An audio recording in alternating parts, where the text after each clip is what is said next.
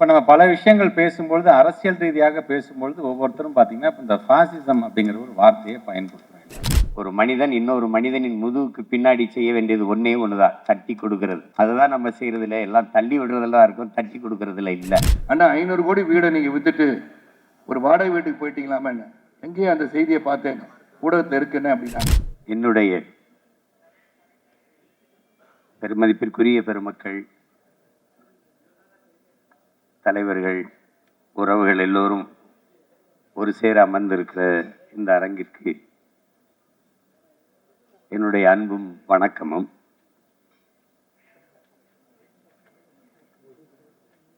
ஊடகம் என்பது சமூகத்தின் கண்ணாடி. தெரியும், இன்னைக்கு ஊடகங்கள், பெரும்பாலும் ஊடகங்கள்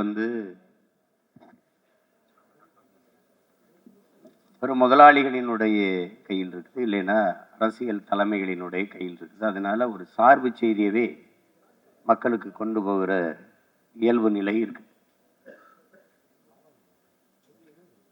இந்த மாதிரி காலகட்டத்தில் ஒரு நம்பிக்கைக்குரிய ஊடகமாக இந்த நம்பிக்கையை என்போன்றவர்கள் பார்க்கிறோம். இந்த நம்பிக்கை என்பது ஒரு ஒரு வார்த்தை இல்லை. உங்களுக்கு உலகில் பல்வேறு மாறுதல்களை ஏற்படுத்திய ஒரு சொல்லது. ஆதியில மனிதன் காடுகளில் வாழும்போது இலைதலை ஆடையாக அணிந்து கொண்டிருக்கும் போது அவன் சிலந்தியை பார்க்கிறான். அந்த சிலந்தி தன் வலையை பின்னுவதை பார்த்து ஏன் இதுபோல நாம் ஆடையை பின்ன முடியாது என்று எண்ணுகிறான். அது அவனுடைய நம்பிக்கை.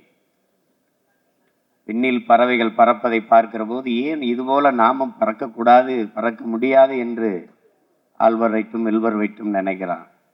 அது அவனுடைய நம்பிக்கை. பறக்க முடியும்னு நினைக்கிறான். தொலை தூரத்தில் ஒருவனோட நாம் தொடர்பு கொள்ள முடியும் என்று கிரகாம்பல் நினைக்கிறான். அது அவனுடைய படைக்கிறான், அவனுடைய நம்பிக்கை. அது மாதிரி என்போன்றவன் நம்புகிறோம். இந்த நம்பிக்கை உண்மையிலேயே உண்மையும் நேர்மையான செய்தியை மக்களுக்கு கொடுக்கும் என்று நான் நம்புகிறேன். அது என்னுடைய நம்பிக்கை. எது ஒன்றுமே உங்களுக்கு நம்ம பார்த்த வரைக்கும் ஒரு மனிதன் இன்னொரு மனிதனுக்கு கொடுக்க வேண்டியது ஒன்றே ஒன்றுதான் இருக்கு, நம்பிக்கை. ஒரு மனிதன் இன்னொரு மனிதனின் முதுகுக்கு பின்னாடி செய்ய வேண்டியது ஒன்னே ஒண்ணுதான், தட்டி கொடுக்கிறது. அதுதான் நம்ம செய்யறதுல, எல்லாம் தள்ளி விடுறதெல்லாம் இருக்கும், தட்டி கொடுக்கறதுல இல்லை. இங்கே பேசியவர்கள் சொன்னாங்க, இது மலேசியா, அப்போ சிங்கப்பூர், இந்தியா, இப்படி பல நாடுகளில் கிளை பரப்புதுன்னு. கிளை பரப்பக்கூடாது, வேர் பரப்பணும். அதுதான் முக்கியம். இங்கே வேர் பரப்புனா தான் கிளை பறக்கணும். அப்படி ஆழமான வேர் பரப்பு தான் நான் பார்க்குறேன். பெருமதிப்பிற்குரிய பெருமகன் சரவணன் அவர்கள் பேசினதை நம்ம பார்த்தோம். அது மலேசியாவில் எவ்வளவு சிறப்புற இந்த இணையம் இயங்குது, இணையதளம், இந்த ஊடகம் இயங்குதுன்னுங்கிறத அவங்க சொன்னாங்க, பதிவு. இப்போ நானும் இதை பலமுறை வாச்சிருக்கேன். இங்கே இருக்கிற சாகுல் அவர்கள் எனக்கு மிகவும் நெருக்கமான உறவு. அதுபோல் இந்த நிகழ்வுக்கு வரணும்னோடனே எந்த மறுப்பும் இல்லை.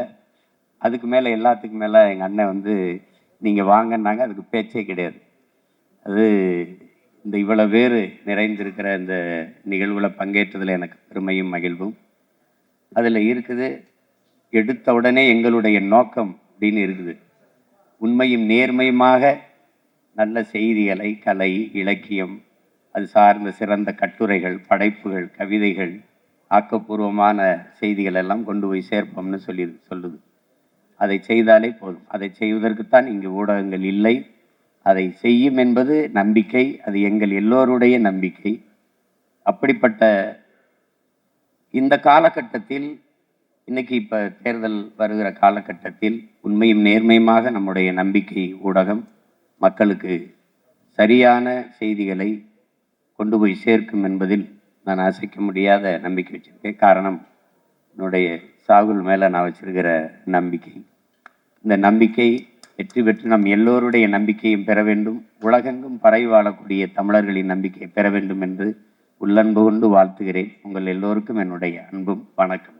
நன்றி. தத்தோ இக்பால் அவர்களுக்கும் தத்தோ ஷாகுல் அவர்களுக்கும் குறிப்பாக இந்த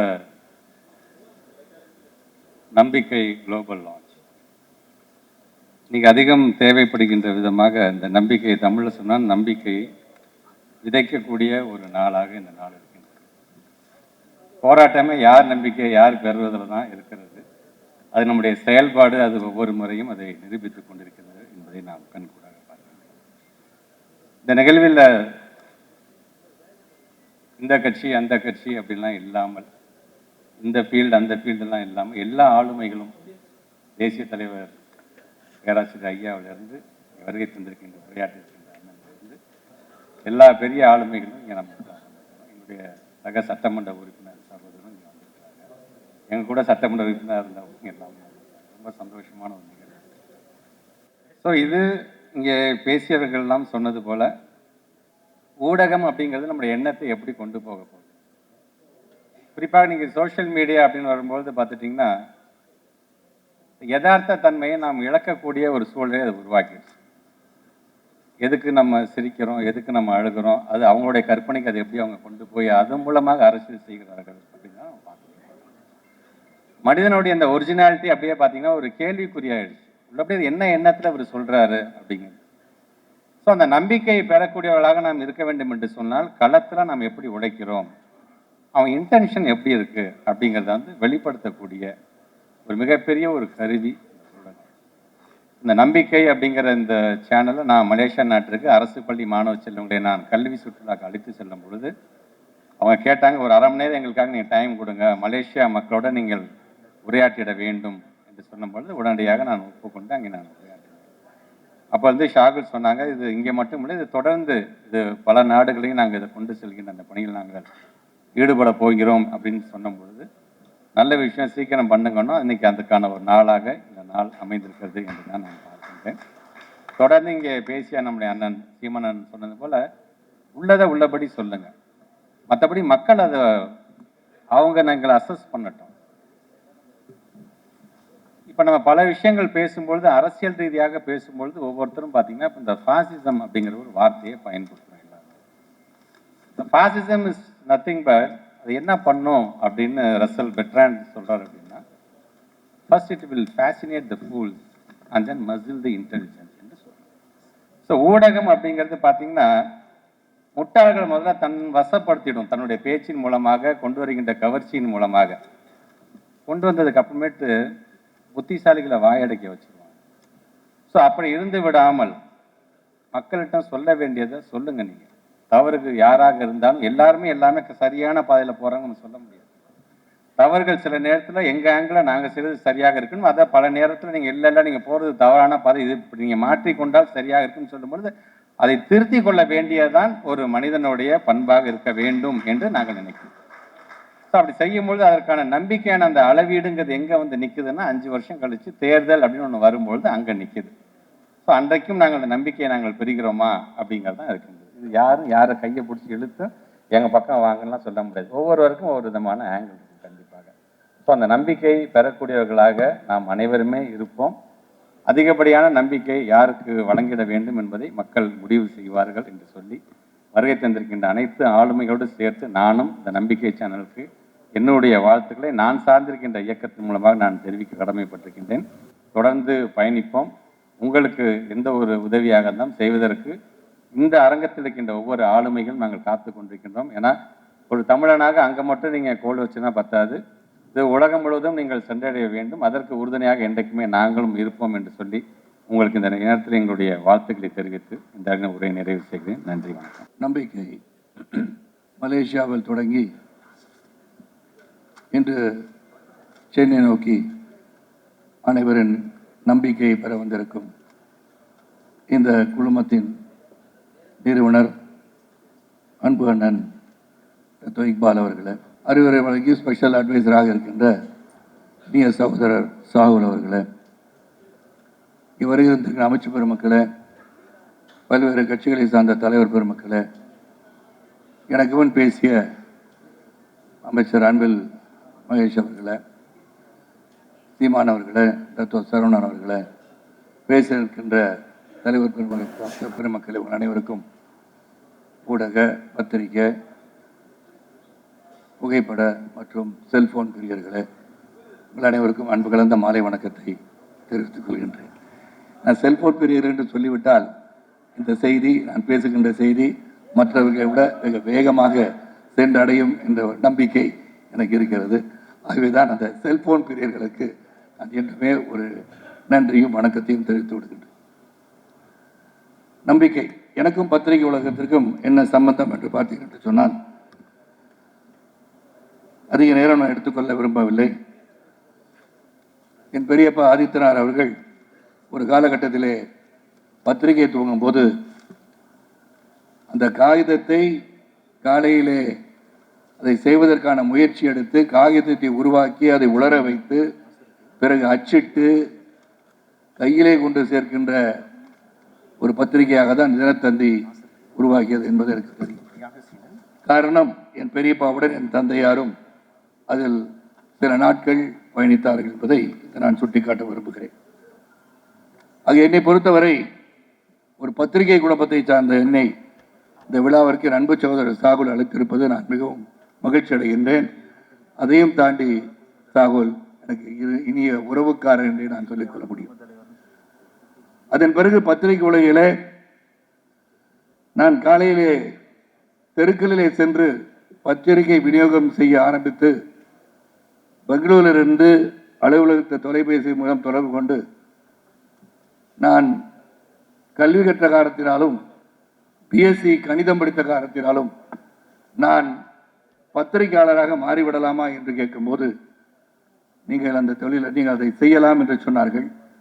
ஆக நான் ஒரு பத்திரிகையாளர், பத்திரிகையை தெரு தெருவாக சென்று விநியோகம் செய்த ஒரு சைக்கிள் பையன். ஆக பத்திரிகை உலகம் சம்பந்தம் உண்டு. அப்பெல்லாம் பத்திரிகை செய்தி சொல்லணும்னா போஸ்ட் ஆஃபீஸில் போயிட்டு லைட்னிங் கால் வந்து புக் பண்ணணும். உடனடியாக செய்திகளை சொல்ல முடியாது. அங்கு பலரும் காத்திருப்பார்கள் செய்திகள் சொல்வதற்காக. அந்த பணியும் நான் செய்திருக்கின்றேன்.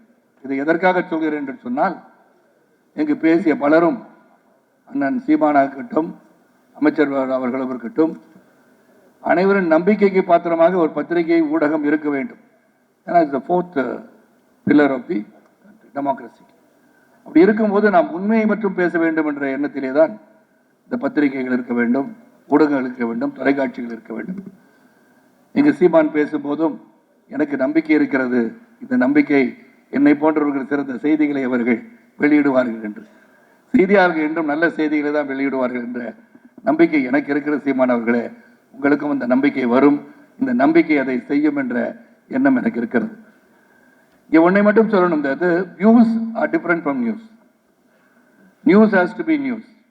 அதை மிகைப்படுத்தி எக்ஸாஜரேட் பண்ணி சொல்லும் போது அது திசை திரும்பி வேறெங்கோ சென்றுகிட்டு இருக்கிற ஒரு காலத்தில் நான் பயணித்துக் கொடுக்கிறோம் மறந்துவிடக்கூடாது. இன்னைக்கு whatever you see in your mobile phones are இந்த சேனல்ஸ் ஆர் ஷார்ட்ஸ் இவ்வளோ வந்துருச்சு. பெரிய லெவலில் வந்து டெக்னாலஜி இம்ப்ரூவ் ஆக இந்த செய்தி உண்மையதானா இல்லையா என்பதை நாம் புரிந்து கொள்வதே மிகவும் கடினமாக இருக்கிறது. காலையிலே பலரும் வந்து எனக்கு கேள்வி கேட்டார்கள், அண்ணா 500 கோடி வீடை நீங்கள் வித்துட்டு ஒரு வாடகை வீட்டுக்கு போயிட்டீங்களாமா என்ன? எங்கேயே அந்த செய்தியை பார்த்தேன், ஊடகத்தில் இருக்குன்னு அப்படின்னாங்க. நான் சொன்னேன், ஐயா 500 கோடி ரூபாய்க்கு நான் வீடு கட்டுறதுன்னா 10 கோடி வீடு கட்டி 400 கோடியாக வந்து பேங்க்ல போட்டுட்டு நிம்மதியாக எந்த வேலையை செய்யாமல் வீட்டில் ரிட்டையர் ஆகிருப்பேன் அப்படின்னு சொன்னேன். ஆக இதை இங்கு உள்ளவர்கள் புரிந்து கொள்வார்கள். ஆனால் வெளிநாட்டில் இருப்பவர்கள் பார்க்கும்போது, ஓஹோ இவரும் ஹாலிவுட் நடிகரை போல 500 கோடிக்கு வீடு கட்டியிருக்கிறார் என்று நினைத்து விடுவார்கள். இதை எதற்காக சொல்கிறேன் என்றால், உண்மையை உண்மையாக சொன்னால்தான் நம்புகிறவர்களும் இருக்கிறார்கள், நம்பாதவர்களும் இருக்கிறார்கள். நம்பகத்தன்மை இருக்க வேண்டும் செய்தியாளர்களுக்கு. You should be educated, you should be knowledgeable. நீங்கள் கேள்வி கேட்பதற்கு முன்போ, பத்திரிகை செய்தியை வெளியிடுவதற்கு முன்போ உங்களுக்கு அந்த செய்தியை பற்றியோ நடக்கின்ற நடப்பையை பற்றியும் நீங்கள் தெரிந்திருக்க வேண்டும், புரிந்திருக்க வேண்டும். நான் சில பல சீமான பார்ப்பேன்.